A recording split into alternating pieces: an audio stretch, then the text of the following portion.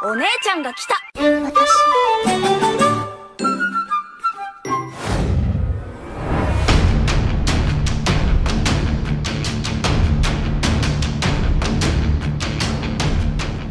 Halo, apa kabar semuanya? Salam kenal dan selamat datang di channel Playlist ID.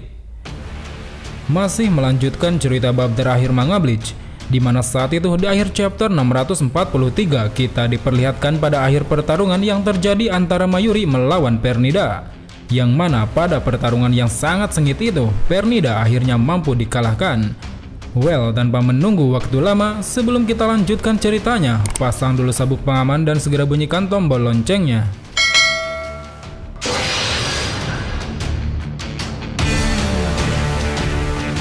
Di awal chapter 644 ini memperlihatkan Mayuri yang tengah berjalan di antara ledakan-ledakan dahsyat di sekitarnya. Terlihat ledakan yang diakibatkan dari tubuh Pernida itu tampaknya menjadi sebuah pertanda berakhirnya pertarungan yang telah Mayuri menangkan. Sambil berjalan menggendong otak dari Nemu, Mayuri yang saat itu tubuhnya telah mulai lemah tiba-tiba saja perlahan mulai terjatuh. Rupanya saat itu akibat terkena ledakan dari Pernida, kakinya saat ini telah terluka cukup berat hingga membuatnya tak mampu bangkit lagi. Sementara itu, dari arah depan Mayuri telah tiba Madarame dan juga Yumichika. Akhirnya setelah beberapa waktu tidak terlihat, mereka berdua pun muncul kembali di hadapan Mayuri. Di sisi lain, Mayuri yang melihat kedatangan mereka berdua lantas mulai menyapanya. Sambil masih terbaring di tanah, Mayuri pun memberikan instruksi pada mereka berdua untuk segera mengurus sisanya. Dalam instruksinya itu, Mayuri menyuruh Madarame dan Yumichika untuk segera menemukan dua buah kontainer yang sebelumnya telah dibawa oleh Nemu. Diperintahkannya dengan mengeluarkan dua orang dari dalam kontainer itu, dirinya meminta untuk dimasukkan ke dalam kontainer tersebut. Mendengar hal itu, Madarame dan Yumichika pun lantas melaksanakan apa yang diinstruksikan oleh Mayuri tersebut. Dan sesuai dengan instruksinya, mereka pun langsung bergegas mencari kontainer yang dimaksud dan langsung membukanya. Dan rupanya di dalam kontainer itu telah terbaring dua orang Shinigami yang ternyata adalah Kapten Hitsugaya dan juga Rangiku. Tampaknya saat itu Mayuri sengaja menempatkan mereka berdua di sana guna menyembuhkan luka-lukanya. Terlebih Hitsugaya yang mana saat itu dirinya telah berhasil dikembalikan seperti semula setelah sebelumnya menjadi zombie. Dengan dibukakannya kontainer tersebut, kini membuat Hitsugaya dan Rangiku pun terbangun dan mulai berjalan keluar. Dengan tubuh yang saat ini telah kembali bugar, Hitsugaya pun mengucapkan terima kasih pada Mayuri karena telah menyelamatkan nyawanya.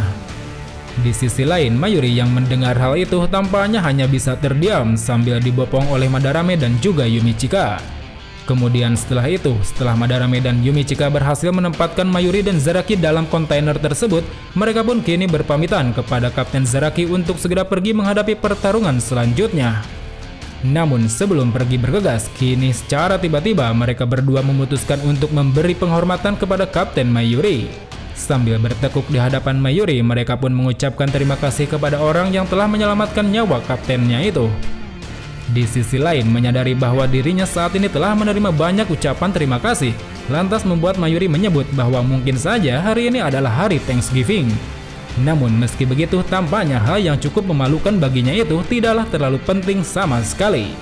Sambil sesekali menengok otak yang dibawa dalam pakaiannya, Mayuri pun kini mulai terbayang akan karya ciptaannya Nemu, yang mana menurutnya telah berkembang melebihi perkiraannya. Seakan merasa bahwa penelitiannya itu telah berhasil mengungguli Urahara, Mayuri pun tampaknya sangat senang dan tak sabar melihat ekspresi rivalnya itu. Kita berpindah ke tempat lain, tepatnya di tempat pasukan Gotei 13 berada. Terlihat saat itu Kyoraku dan Urahara yang tengah bergerak menuju istana utama, kini tiba-tiba saja merasakan reaksi dari Mayuri yang saat itu mulai melemah. Namun seolah percaya bahwa Mayuri akan baik-baik saja, mereka pun tetap melanjutkan pergerakannya. Karena menurut mereka, daripada sibuk mengkhawatirkan Mayuri, akan lebih baik jika mereka mengkhawatirkan diri mereka sendiri, yang mana saat ini tengah diincar oleh musuh yang keberadaannya belum mereka ketahui. Rupanya, kini para pasukan Gotei 13 di sana sudah mulai menyadari bahwa saat ini rekan-rekan mereka yang lain telah tumbang satu persatu akibat terkena serangan senyap dari musuh. Oleh karena hal itu, untuk menghindari serangan tersebut, mereka pun memutuskan untuk tidak boleh berhenti dan terus bergerak maju. Sementara itu, musuh yang saat ini tengah mengincar mereka, Lilobaro, tampaknya merasa bahwa para pasukan GOT-13 tengah dilanda ketakutan akibat dari serangan mematikannya. Seakan ingin menyombongkan kekuatannya, Lilo pun mengungkapkan bahwa secara manusiawi, merasa takut terhadap kekuatannya merupakan hal yang lumrah. Malah jika ada satu orang yang tidak merasa takut padanya, maka orang itu adalah orang yang bodoh. Bersamaan dengan itu, di sisi lain, Kyoraku yang mulai muak dengan musuh yang saat ini terus-menerus bersembunyi, secara tiba-tiba langsung berbalik mengeluarkan pedangnya. Dengan posisi yang sepertinya telah siap untuk bertarung, Kyoraku pun kini hendak mengeluarkan salah satu tekniknya. Namun sebelum dapat melakukan tekniknya itu, tiba-tiba saja Kyoraku telah tertembak oleh suatu serangan yang mengarah tepat ke dadanya. Terlihat serangan yang cukup mengejutkan itu sepertinya berhasil membuat Kyoraku perlahan mulai terjatuh. Di sisi lain, rupanya orang yang telah melancarkan serangan tersebut tiada lain adalah Lilobaro. Seolah menganggap remeh musuhnya itu, Lilo pun berkata bahwa apa yang dilakukan oleh Kyoraku merupakan tindakan yang bodoh. Dan karena tindakan bodohnya itu, akhirnya formasi sempurna yang sedari tadi dipertahankan oleh pasukannya kini telah buyar menciptakan banyak celah. Akan tetapi, di saat dirinya berkata seperti itu, tiba-tiba saja Lilobaro mendengar suatu pelafalan mantra yang entah datang dari mana. Kemunculan suara itu tampaknya membuat Lilobaro bertanya-tanya dan mencari tahu di mana suara tersebut berasal. Dan secara mengejutkan, dari arah belakangnya, kini telah muncul sosok Kyoraku yang tiba-tiba saja langsung melancarkan serangan ke arahnya. Terlihat serangan yang cukup mengejutkannya itu rupanya mampu menebas senjata milik Lilobaro hingga membuatnya terpotong. Dan kini setelah serangan mengejutkan dari Kyoraku itu, akhirnya mereka berdua pun tengah saling berhadapan satu sama lain. Dengan telah saling memegang senjatanya masing-masing, sepertinya mereka telah bersiap melakukan pertarungan. Sementara itu, merasa bangga karena telah berhasil memotong senjata dari musuhnya, Kyoraku pun dengan percaya diri berkata bahwa untuk selanjutnya, dirinya akan segera memotong nyawa dari musuhnya. Di sisi lain, Lilobaro yang mendengar hal itu tampaknya hanya bisa terdiam seolah masih terkejut dengan apa yang sebenarnya terjadi. Karena yang dia tahu, Kyoraku harusnya telah tumbang akibat terkena tembakannya itu. Dengan masih memikirkan hal itu, Lilo pun kini tampaknya tengah waspada terhadap musuh yang saat ini berada di hadapannya.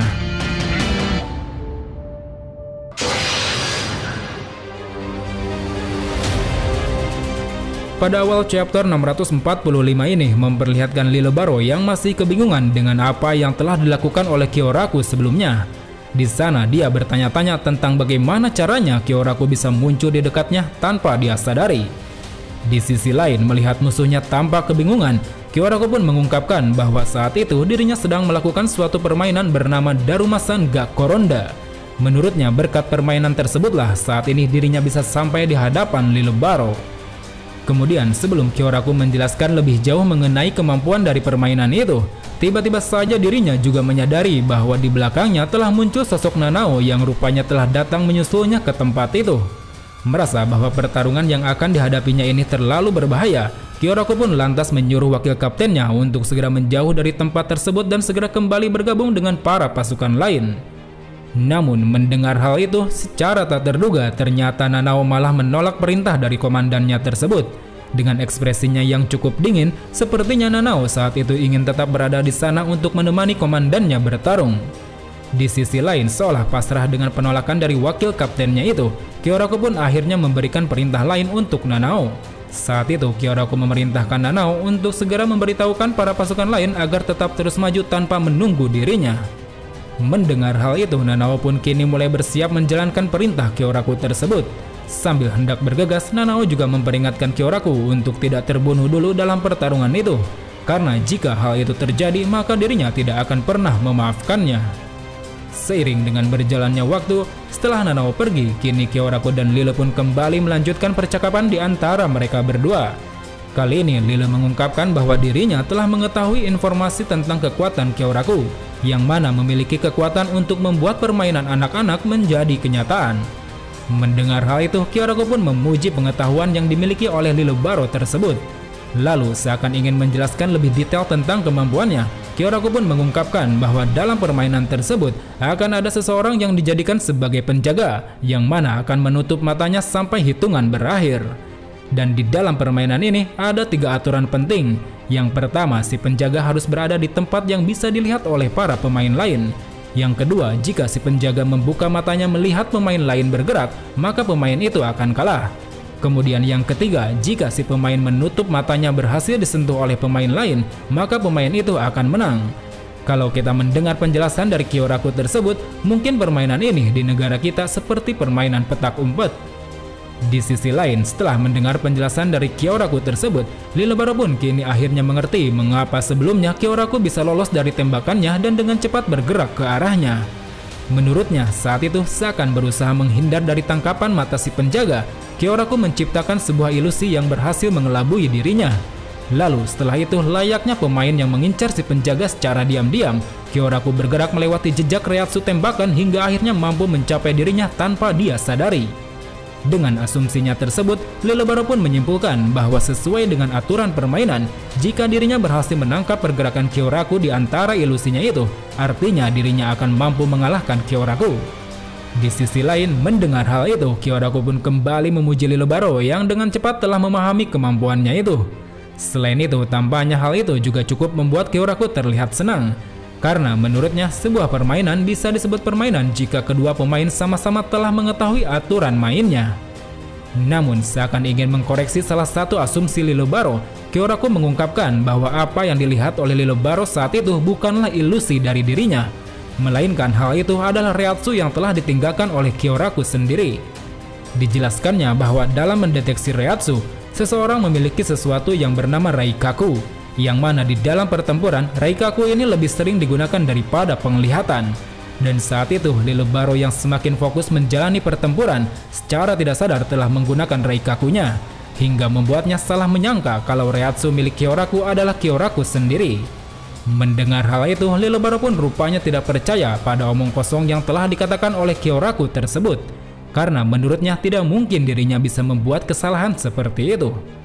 Di sisi lain, seakan ingin menunjukkan kredibilitas akan perkataannya, Kyoraku pun menegaskan bahwa apa yang diucapkannya barusan bukanlah sebuah kebohongan, karena dirinya adalah seorang komandan Gotei 13 Shunsui Kyoraku. Setelah berkata demikian, kini Kyoraku pun tiba-tiba saja langsung melesat ke arah Lilebaro. Dengan pergerakannya yang cukup cepat, saat ini Kyoraku tengah berada di samping Lilebaro dan bersiap mengeluarkan tekniknya. Melihat hal itu, Lilebaro pun lantas dengan sigap memperbaiki senjatanya dan langsung mengarahkannya ke arah tubuh Kyoraku. Dan tanpa berpikir lama, Lilebaro pun langsung menembakkan senjatanya tersebut ke arah Kyoraku. Di sisi lain, terkejut akan kesigapan yang ditunjukkan oleh Lilebaro, Kyoraku pun dengan cepat langsung melancarkan serangan Kage Oninya ke arah Lilebaro. Alhasil, dengan serangannya itu, Kyoraku pun berhasil membuat Lilebaro terganggu sehingga tembakannya mampu dia hindari dengan cepat.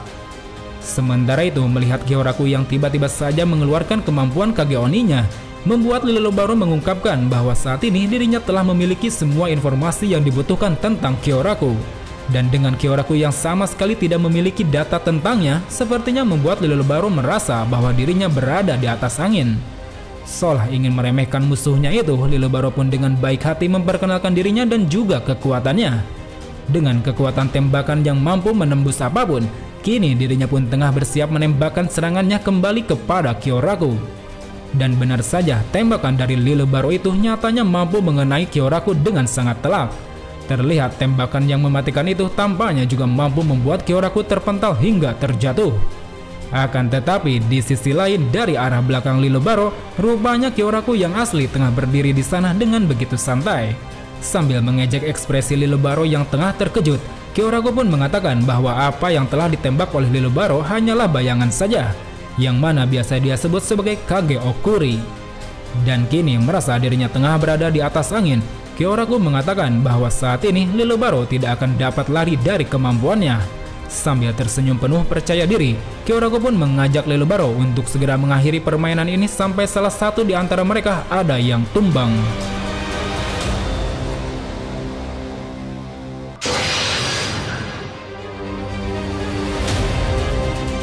Di awal chapter 646 ini memperlihatkan Hirako yang telah mendengarkan Nanao tentang perintah yang diberikan oleh Kyoraku. Dengan ekspresi yang cuek dan terkesan tidak peduli, Hirako pun dengan mudahnya mengiyakan perintah tersebut. Namun di sisi lain, Hinamori dan para pasukan lainnya tampaknya terlihat cukup keberatan dengan perintah itu. Mereka merasa bahwa sebagai bawahannya, mereka tidak bisa begitu saja meninggalkan komandannya dan membiarkannya bertarung sendirian. Mendengar hal itu, dengan masih menunjukkan wajah cueknya, Hirako mencoba meyakinkan mereka semua dengan mengatakan bahwa jika Ukitake berada di sana, maka dirinya juga akan mengiyakan perintah tersebut.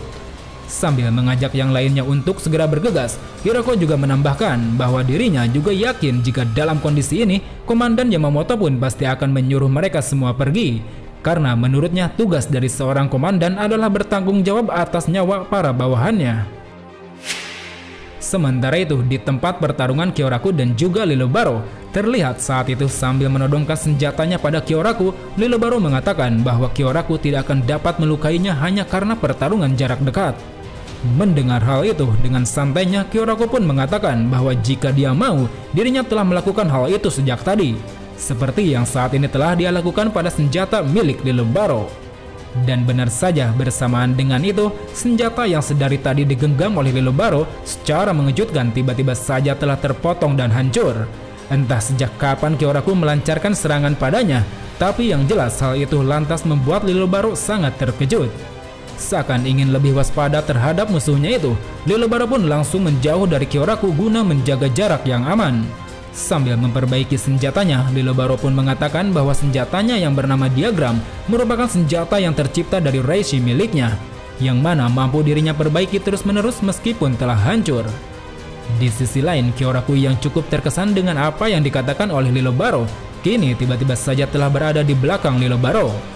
Dengan santainya, Kyoraku memperingatkan Lilo untuk tidak mengalihkan pandangan darinya. Karena jika itu dilakukan, maka bisa saja orang yang dilihatnya hanyalah sebuah bayangan. Setelah berkata demikian, Kyoraku pun kini dengan cepat langsung menghunuskan pedangnya ke arah Lilobaro. Namun meski begitu, tampaknya serangan tersebut bisa dengan mudah dihindari oleh Lilobaro. Akan tetapi, serangan dari Kyoraku itu rupanya tidak sampai di situ saja. Saat ini, dari arah atas Lilobaro, secara mengejutkan telah muncul beberapa bayangan Kyoraku yang telah siap mengepung dirinya. Kemunculan yang secara tiba-tiba itu pun sepertinya sangat membuat Lilobaro terkejut dan tidak menyangka. Dengan dilanda kebingungan membedakan yang mana sosok Kyoraku yang asli, Lilobaro tampaknya sudah tak mampu berbuat apa-apa lagi. Terlihat dengan pasrah dirinya kini telah terkena hunusan pedang dari Kyoraku hingga sampai menembus dadanya.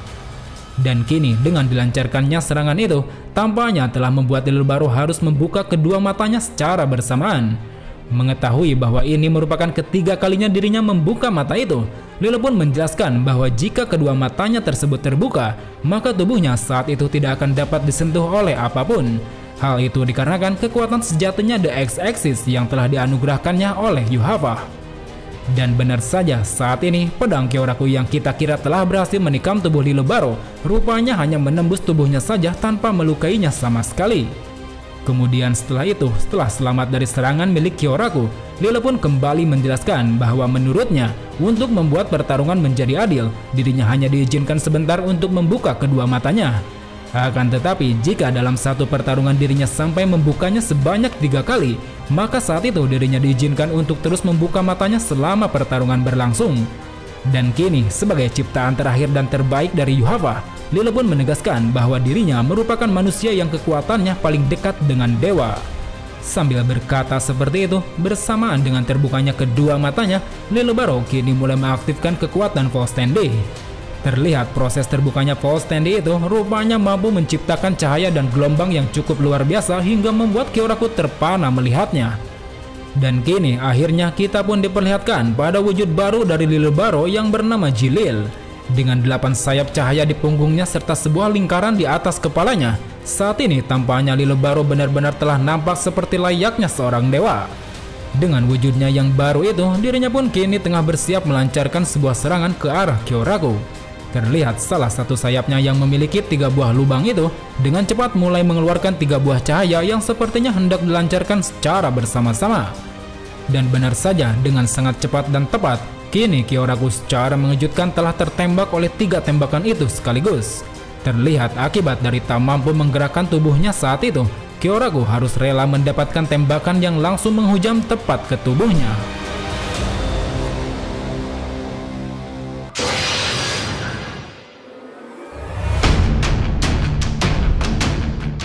Well teman-teman, sangat menarik untuk mengetahui bagaimana akhir dari pertempuran Shinigami melawan para Queens ini. Kira-kira apakah yang akan terjadi pada Kyoraku setelah dirinya mendapatkan serangan telak dari Lilo Baro? Pantengin terus channel ini karena ceritanya masih cukup panjang. So, sampai jumpa di video selanjutnya. Salam Bleach Lover.